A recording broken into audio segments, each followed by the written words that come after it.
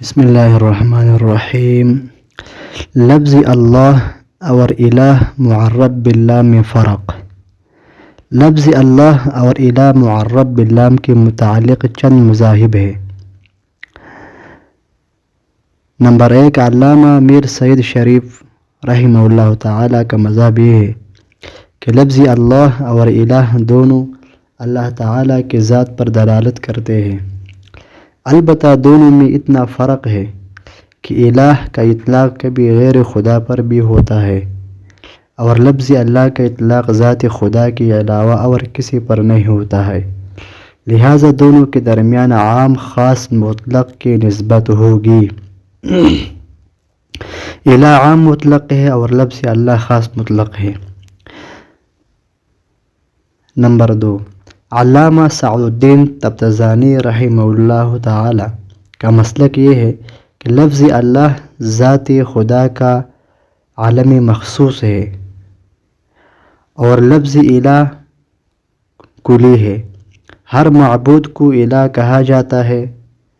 Number 3، علامہ رضوی کا مسلک یہ ہے کہ لفظ اللہ اور الہ دونوں خدا کی ذات کے ساتھ مخصوص ہے، غیر خدا پر ان کا اطلاق کسی طرح بھی صحیح نہیں ہے، لہٰذا دونوں کے درمیان تساوی کی نسبت بھی ہے۔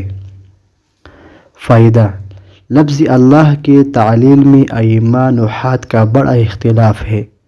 نمبر 1، پہلا مذہب ابن مالک رحمہ اللہ تعالی کا ہے کہ لفظ اللہ اپنی اصل پر ہے، اس میں تعلیل و تغیر بالکل نہیں ہوا۔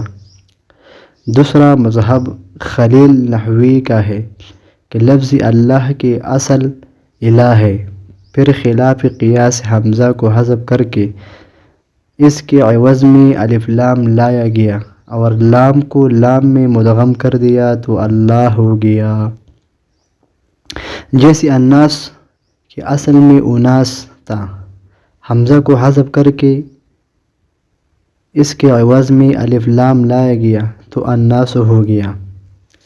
تیسرا مذہب یہ ہے کہ لفظ اللہ اصل میں ولاہن تھا اور وشا ان کے قاعدہ کے مطابق واو کو حمزہ سے بدل دیا، پھر خلاف قیاس حمزہ کو حذف کر کے اس کے عوض میں الف لام داخل کر دیا اور لام کو لام میں مدغم کر دیا تو لفظ اللہ ہو گیا۔ چوتھا مذہب امام سیبوی رحمہ اللہ تعالی کا ہے کہ لفظ اللہ اصل میں لاہن تھا، پھر شروع میں الف لام لا کر لام کو لام میں مدغم کر دیا تو لفظ اللہ ہو گیا۔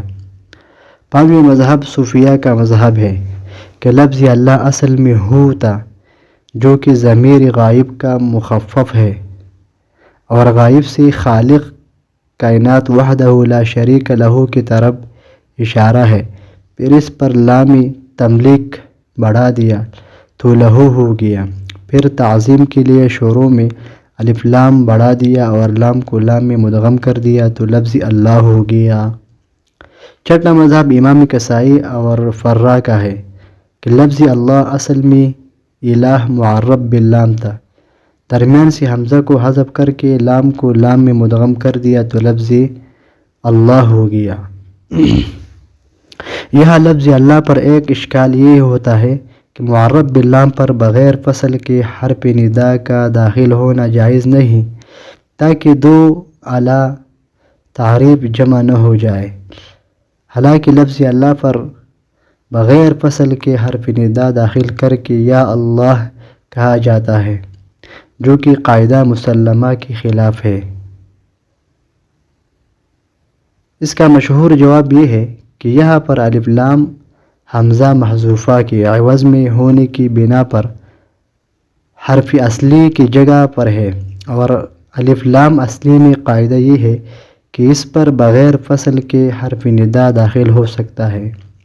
دوسرا جواب یہ ہے کہ سعد الدین تبتزانی رحمہ اللہ تعالی فرماتے ہیں کہ اللہ تعالی کی غایت درجہ معظم و محترم ہونے کی وجہ سے اس کو ندا دینا سوء ادب اور ایک قسم کی جرأت ہے، اس لیے حرف ندا پر وقف کرتے ہوئے اسے لفظی اللہ سے منقطع کیا جاتا ہے، گویا اللہ تعالیٰ سرے سے منادہ ہی نہیں۔